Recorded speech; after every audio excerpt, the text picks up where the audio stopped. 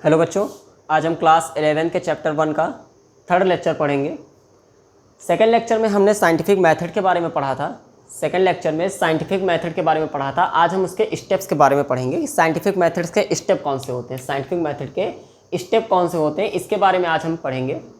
Scientific method क्या था, इसकी स्टडी हमने कर ली थी कि साइंटिफिक मेथड क्या था कि किसी भी रूल्स या लॉ को बनाने के लिए साइंटिस्ट जिस मेथड का यूज करते हैं उस मेथड को हम साइंटिफिक मेथड कहते हैं। किसी भी रूल या लॉ को बनाने के लिए साइंटिस्ट जिस मेथड का यूज करते हैं उस मेथड को हम साइंटिफिक मेथड कहते हैं। आज हम साइंटिफिक मेथड के स्टेप पढ़ेंगे। साइंटिफिक मेथड के स्टेप कौन कौन से होते हैं, तो सबसे पहला स्टेप है ऑब्जर्वेशन। साइंटिफिक मेथड का सबसे पहला स्टेप है ऑब्जर्वेशन। देखिए, अब एक फिर से हम थोड़ा सा रिपीट कर रहे हैं, साइंटिफिक मेथड क्या था और इसकी ज़रूरत क्यों पड़ी।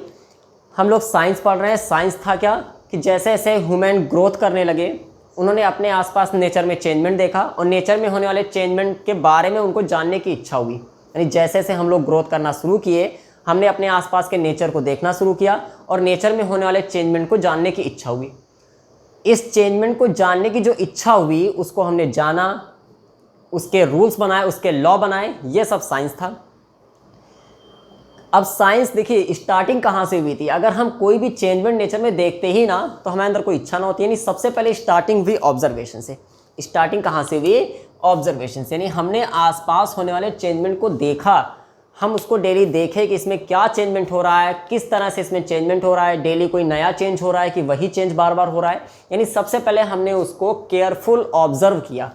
हमने सबसे पहले अपने आसपास नेचर में होने वाले चेंजमेंट को केयरफुली ऑब्जर्व किया। यानी सबसे पहले साइंटिफिक मेथड का स्टेप, सबसे बड़ा पहला स्टेप है ऑब्जर्वेशन। देखिए, कभी भी कोई चीज़ आपको नई सीखनी है या कोई भी रूल आपको बनाने हैं, रूल बनाने का मतलब आपने कोई चेंजमेंट देखा, नेचर में कोई भी चेंजमेंट देखा। नेचर में अगर आपने कोई भी चेंजमेंट देखा तो आप उसको लगातार जब देखोगे तब आपको कुछ ऐसा पता चलेगा कि वाकई में इसमें कोई चेंज हो रहा है या नहीं हो रहा है। तो सबसे पहले आप ऑब्जर्वेशन करेंगे। ऑब्जर्वेशन करने के बाद यानी taking a large number of systematic observation, यानी नेचर में जो भी चेंज हो रहा है उसके एक लार्ज नंबर ऑफ ऑब्जर्वेशन आप करेंगे। यानी बहुत केयरफुली उसको देखेंगे, डेली उसको देखेंगे क्या कहीं कोई चेंजमेंट हो रहा है या नहीं हो रहा है तो क्या चेंजमेंट हो रहा है। जैसे प्रैक्टिकली कोई भी एग्जांपल देखें, अगर हमने रेनबो बनते हुए देखा, यानी पानी बरसने के बाद रेनबो देखा बनते हुए, तो हम उसको डेली देखेंगे। कभी कभी पानी बरस रहा है, रेनबो नहीं बना, कभी बन रहा है, तो हम उसको केयरफुली ऑब्जर्व करेंगे कि कब रेनबो बना और कब नहीं बना। जैसे हमने पानी को बहते हुए मान लीजिए देखा, हम किसी ऊंचाई पर से पानी को बहते हुए देख रहे हैं, तो हम उसको डेली ऑब्जर्व कर रहे हैं कि पानी ऊंचाई से नीचे की तरफ बह रहा है, नीचे से तो ऊपर चढ़ के नहीं जा रहा है। तो हम सबसे पहले क्या करेंगे? केयरफुली ऑब्जर्व करेंगे। जब हमने उसको ऑब्जर्व कर लिया, हम उसको अपने हिसाब से देख चुके, बहुत बार उसको देख चुके हैं, तब मेक हाइपोथेसिस, हम अपने दिमाग में उसके आइडियाज़ बनाना शुरू करेंगे। हम सबसे पहले अपने दिमाग में उसके आइडिया बनाना शुरू करेंगे। यानी हमने जब उसको केयरफुली देख लिया तो पहले हम सोचेंगे कि, यानी दिमाग में एक अलग सा आइडिया बनने लगेगा कि जरूर इस वजह से ही ऐसा हो रहा होगा। हमने पानी को बहते हुए देखा मान के चलिए, या फिर रेनबो बनते हुए देखा। रेनबो हमने कब देखा, कब बना? जब पानी बरस रहा था और थोड़ी सी धूप निकली, तब हमने देखा कि रेनबो बना। इसका मतलब हमारे दिमाग में एक आइडिया बनने लगा कि जरूर पानी बरसते समय अगर धूप निकलेगी तो रेनबो बनेगा, नहीं तो नहीं बनेगा। ये हमारे दिमाग में हाइपोथेसिस बनने लगा। अभी इसका कोई प्रूफ नहीं है, कोई रूल नहीं है। हमने जो ऑब्जर्वेशन किया, उस ऑब्जर्वेशन से हमारे माइंड में जो आइडियाज़ बने, वही थे हाइपोथेसिस। हमने अपने दिमाग में हाइपोथेसिस बनाई और इन हाइपोथेसिस को हमने एक्सपेरिमेंट करके देखा। इन हाइपोथेसिस का हमने क्या करके देखा? एक्सपेरिमेंट। अब ये कंट्रोल एक्सपेरिमेंट हम कैसे करेंगे? अब हम कोई भी एग्जांपल देते हैं, जैसे हमने पानी बहने का एग्जांपल अगर लिया, तो हम डेली देख रहे हैं पानी बह रहा है, तो हमारे दिमाग में एक हाइपोथेसिस बना कि पानी ऊंचे से नीचे की तरफ बह रहा है। अब हम अपने लैब में उसको पानी को बहा के देखें, पानी को किसी हाइट से नीचे की तरफ बहा के देखे तो देखा पानी बह रहा है, ऊपर की तरफ ले जाने के देखे तो पानी नहीं जा रहा था। यानी हमने कंट्रोल एक्सपेरिमेंट किया। रेनबो की बात करते हैं तो हमने देखा कि जब पानी बरस रहा था, पानी बरसने के बाद जब धूप हुई तो रेनबो बना। अगर धूप नहीं हुई, यानी पानी बरसते बरसते जब धूप हुई तो रेनबो बना। पानी बरसते बरसते धूप नहीं हो रही थी तो रेनबो नहीं बन रहा था। तो हमारे दिमाग में एक आइडिया आया, ये हाइपोथेसिस हमारे दिमाग में क्या बना? पहले तो हमने ऑब्जर्व किया, किसका ऑब्जर्व किया? रेनबो बनने का।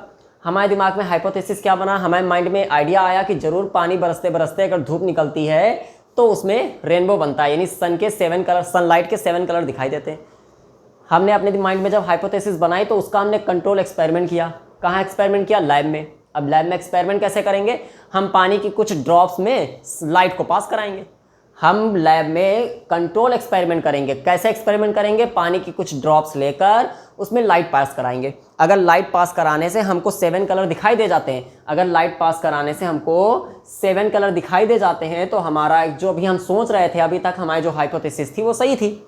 हमने कंट्रोल एक्सपेरिमेंट किया, यानी हमने क्या किया? हम रेनबो बनते हुए देख रहे थे। रेनबो कब बनना था? जब पानी बरस रहा था, लेकिन हमेशा नहीं बन रहा था रेनबो।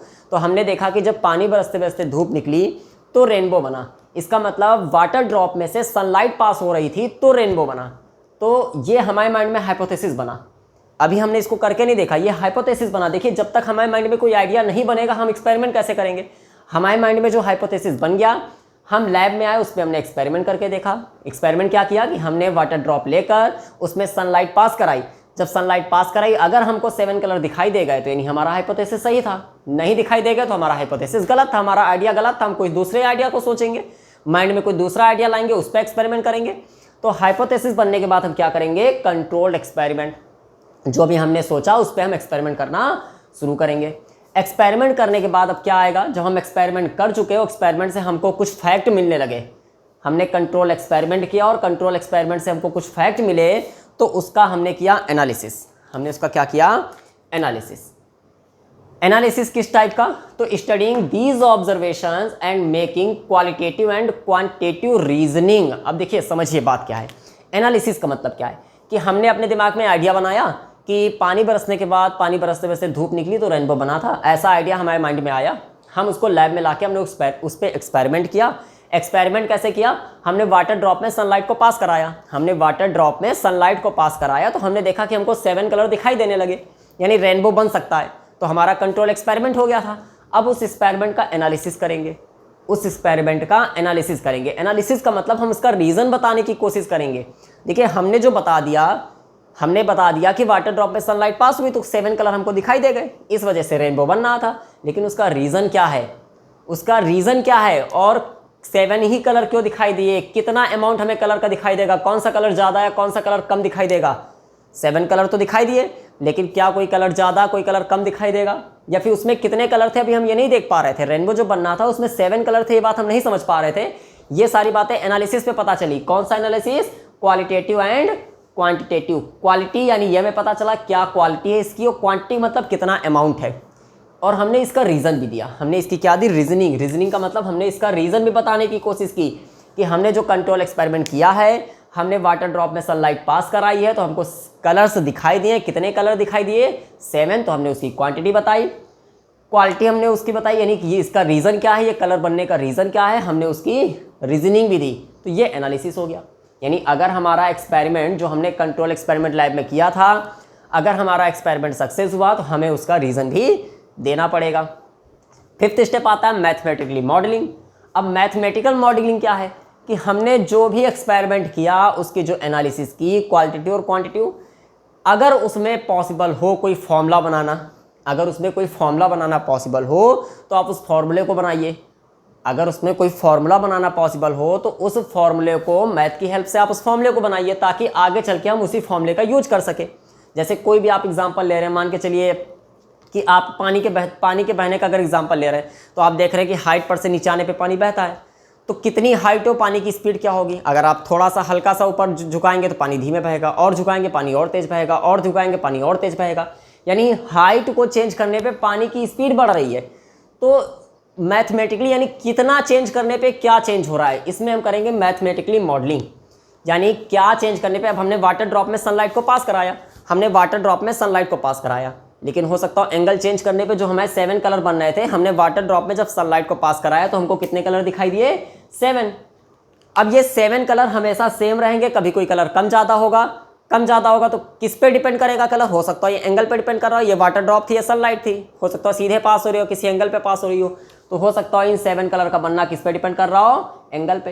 तो क्या रिलेशन है इन 7 कलर का बनना एंगल पे या किसी दूसरी चीज़ में, क्या रिलेशन है? वो कौन सी प्रोसेस होगी? Mathematical modelling. यानी हम उसको मैथमेटिकल मॉडलिंग से फॉर्मूले से रिलेट कर देंगे, कोई फॉर्मूला उसके लिए बना देंगे।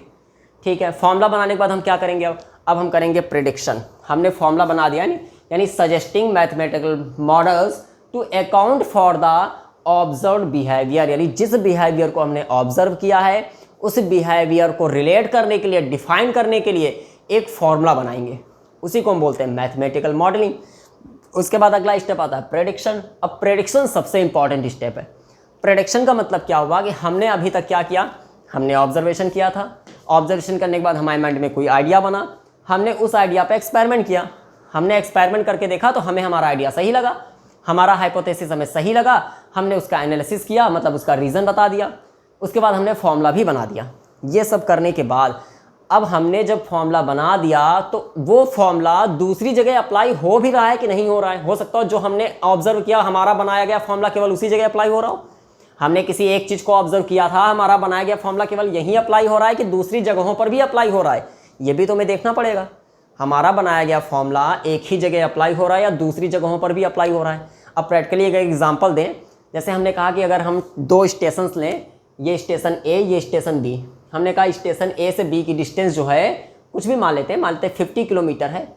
ए से एक ट्रेन चलना शुरू की, ए से एक ट्रेन चलना शुरू की और हमें उसकी वेलोसिटी पता है कि इस ट्रेन की स्पीड क्या हमें पता है, ए से बी की डिस्टेंस क्या है वो भी हमें पता है, ए से बी की डिस्टेंस क्या है वो भी हमें पता है। तो हमने एक फॉर्मूला बनाया था, कई सारे ऑब्जर्वेशन देख के हमने एक फॉर्मूला बनाया था, distance equal to velocity into time. तो इस फॉर्मूले की हेल्प से अगर हमसे टाइम निकालने के लिए कह दिया जाए तो डिस्टेंस अपॉन वेलोसिटी, यानी हम ये बता देंगे कि ए से जो ट्रेन चली थी वो बी पर कितने टाइम में पहुंच जाएगी।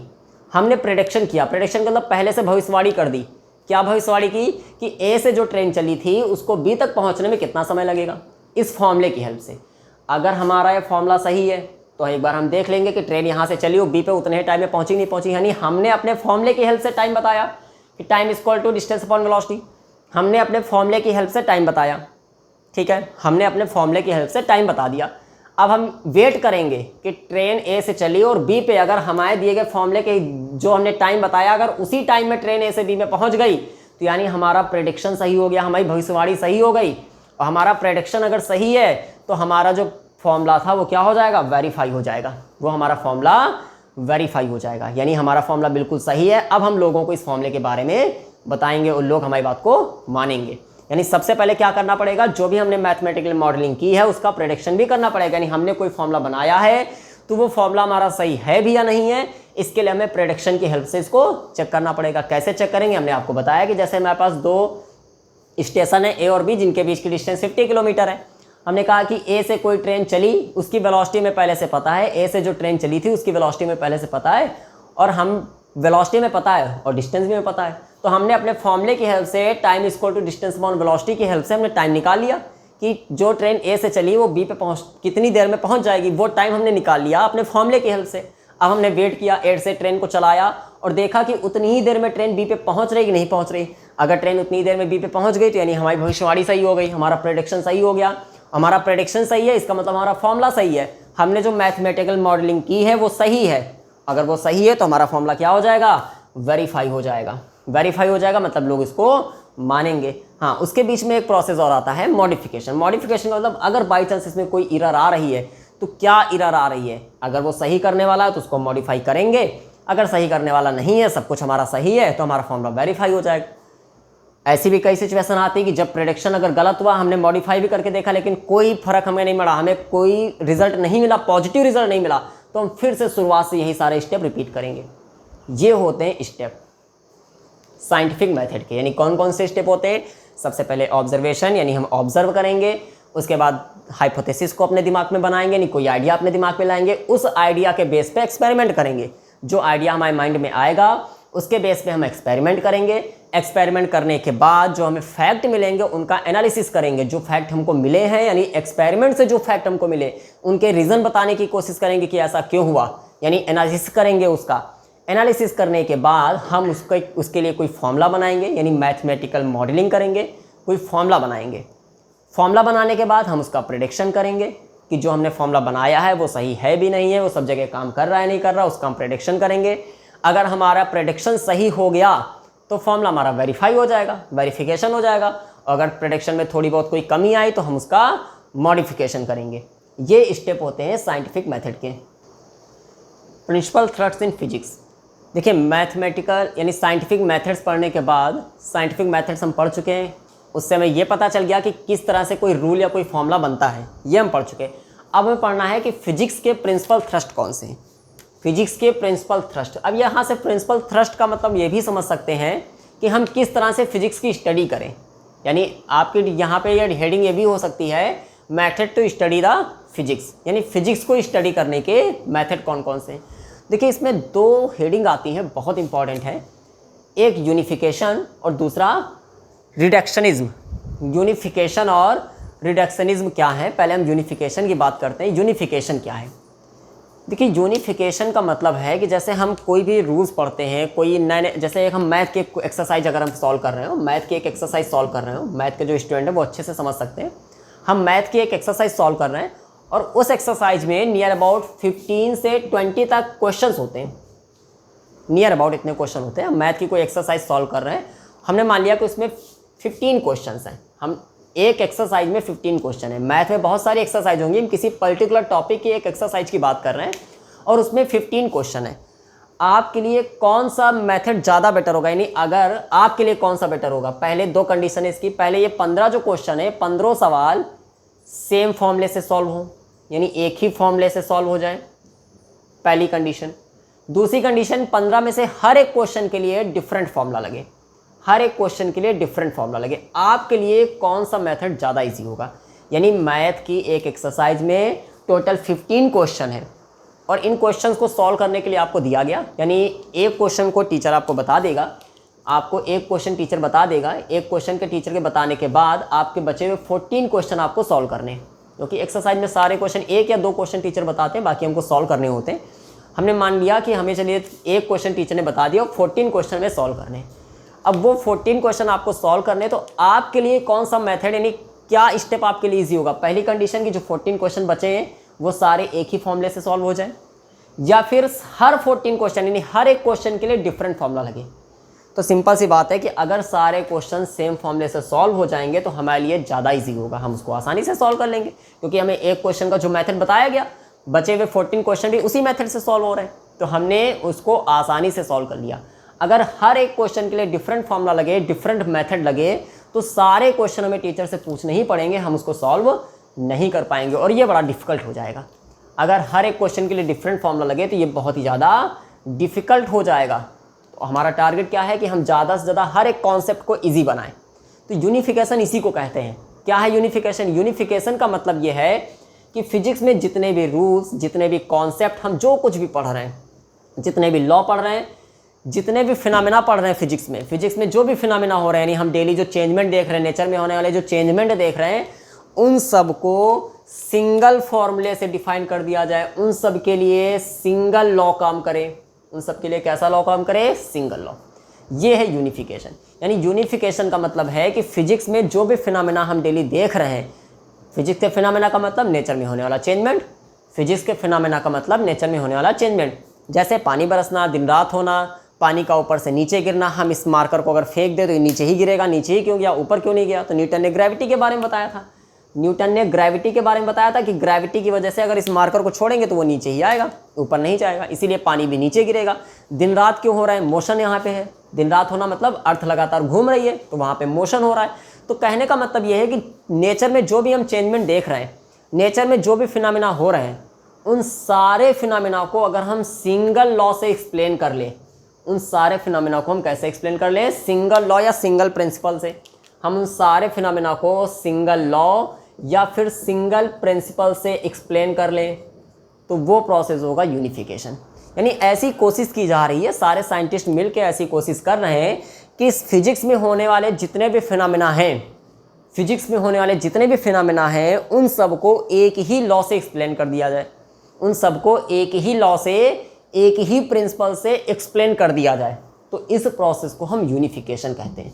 यूनिफिकेशन क्योंकि वो हमारे लिए बड़ा इजी हो जाएगा। अब हमसे कोई भी चेंजमेंट पूछे, हमारे पास उसका आंसर एक ही होगा, क्योंकि जब सारे लॉ एक ही प्रिंसिपल से अगर एक्सप्लेन कर दिए जाएंगे तो कुछ भी आपसे पूछ दें, उसका आंसर एक ही होगा। हमने मान के चलिए ग्रेविटी की एक बात कर लेते हैं। हमने आपसे कहा कि पेन ऊपर से नीचे क्यों गिरा? आपका आंसर ग्रेविटी। हमने कहा सेब ऊपर से नीचे क्यों गिरा? आपका आंसर ग्रेविटी। हमने कहा पानी ऊपर से नीचे क्यों गिरा? आपका आंसर ग्रेविटी।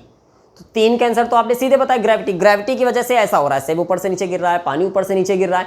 अच्छा, अगर हम आपसे कहें दिन रात क्यों गए, तो उस वैसी सिचुएशन में आप आंसर ग्रेविटी नहीं देंगे, वहाँ पे आंसर हो जाएगा मोशन, तो चेंज हो गया। लेकिन अगर इसका भी आंसर ग्रेविटी ही होता तो फिर तो फिजिक्स का कोई भी क्वेश्चन आता, हमारा आंसर होता ग्रेविटी।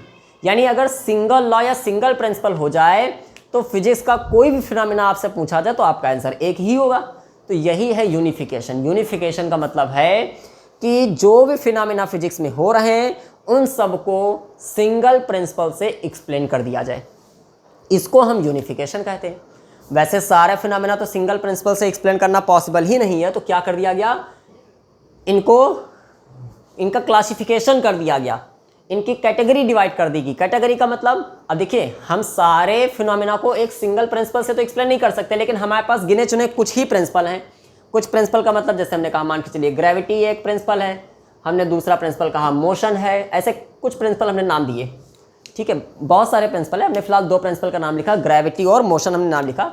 अब ग्रेविटी से होने वाले जितने भी चेंजमेंट है उन सबको एक उसमें लिस्ट में रख दिए हम। मोशन से होने वाले जितने चेंजमेंट है उन सबको हमने एक लिस्ट में रख दिया। तो ये जो लिस्टिंग कर रहे हैं हम, ये जो लिस्टिंग कर रहे हैं, यही है यूनिफिकेशन।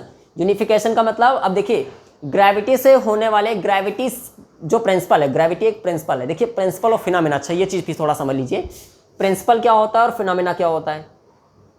फिनोमेना का मतलब नेचर में होने वाला चेंजमेंट, फिनोमेना का मतलब नेचर में होने वाला चेंजमेंट, फिनोमेना का मतलब नेचर में होने वाला चेंजमेंट। प्रिंसिपल का मतलब क्या है, प्रिंसिपल का मतलब होता है कि इस चेंजमेंट को एक्सप्लेन करने के लिए हमने जो रीज़न दिया, इस चेंजमेंट को एक्सप्लेन करने के लिए हमने जो रीज़न दिया वही है प्रिंसिपल। यानी किस बेस पे ये चेंजमेंट हो रहा है। फिनोमेना का मतलब नेचर में होने वाला चेंजमेंट, और प्रिंसिपल का मतलब ये हुआ कि इस चेंजमेंट को एक्सप्लेन करने के लिए हमने जो रीज़न दिया वो हमारा था प्रिंसिपल। ठीक है, तो प्रिंसिपल कम होते हैं और फिनोमेना ज़्यादा होते हैं। प्रिंसिपल यानी रीज़न तो कुछ गिने चुने होते हैं, वो एक ही रीज़न से कई सारी चीज़ें डिफाइन होती है। जैसे अभी हमने आपको ग्रेविटी का रीज़न दिया, ग्रेविटी का एग्जाम्पल क्या था, हमने आपसे पूछा कि सेब ऊपर से नीचे क्यों गिरा, आपका आंसर था ग्रेविटी। हमने कहा मार्कर ऊपर से नीचे क्यों गिरा, आपका आंसर है ग्रेविटी। हमने पूछा कि पानी ऊपर से नीचे क्यों गिर रहा है, उसमें भी आपका आंसर ग्रेविटी। अब अगर इन सब के लिए आंसर अलग होता, सेब के गिरने का आंसर अलग होता, पानी के गिरने का आंसर अलग होता, तो आप बड़े डिस्टर्ब हो जाते कि हम किसको याद करें किसको ना याद करें। तो इन सबका आंसर था ग्रेविटी, सबका रीज़न था ग्रेविटी। तो प्रिंसिपल का मतलब रीज़न और फिनोमेना का मतलब चेंजमेंट। तो एक ही प्रिंसिपल से कई सारी चीज़ों को जो डिफाइन हो सकती है उनकी लिस्टिंग करना, दूसरे प्रिंसिपल से जितने जो कुछ भी फिनोमेना डिफाइन हो सकते हैं उनकी लिस्टिंग करना, यही क्या है, यूनिफिकेशन। यूनिफिकेशन का मतलब है कैटेगराइज करना। किस तरह से कैटेगराइज करना, कि सेम प्रिंसिपल से, यानी सेम प्रिंसिपल से डिफाइन होने वाले सारे फिनोमेना को एक साथ रखना, एक ब्रांच बना देना उसकी, और उस प्रिंसिपल से डिफाइन होने वाले जितने भी फिनोमेना होंगे उन सबको एक साथ रखा जाए। ये होता है यूनिफिकेशन। यूनिफिकेशन का मतलब सिंगल प्रिंसिपल से, वैसे तो इसका मतलब है सिंगल प्रिंसिपल से सबको डिफाइन करना, लेकिन ये पॉसिबल नहीं था, प्रिंसिपल बहुत सारे थे, तो इसलिए कैटेगराइज कर दिया गया कि एक ही प्रिंसिपल से जितने फिनोमेना डिफाइन हो सकते हैं उन सबको एक साथ रखा जाएगा, दूसरों को अलग ब्रांच बना दी जाएगी, उसके लिए अलग लिस्ट बनाई जाएगी। यूनिफिकेशन की डिफिनेशन क्या होगी, अगर हम डिफिनेशन की बात करें तो यूनिफिकेशन की डिफिनेशन होगी कि in physics attempt is made to explain various physical phenomena in terms of just few concepts. यानी बहुत सारे अलग अलग फिनोमेना को हम एक ही, यानी कुछ कॉन्सेप्ट से एक्सप्लेन कर दें, in terms of just few concepts and laws is called unification. यानी फिजिक्स में बहुत सारे अलग अलग फिनोमेना को हम कुछ ही कॉन्सेप्ट से एक्सप्लेन कर दें, कुछ कॉन्सेप्ट या लॉ से एक्सप्लेन कर दें, तो इसको हम क्या बोलेंगे, यूनिफिकेशन।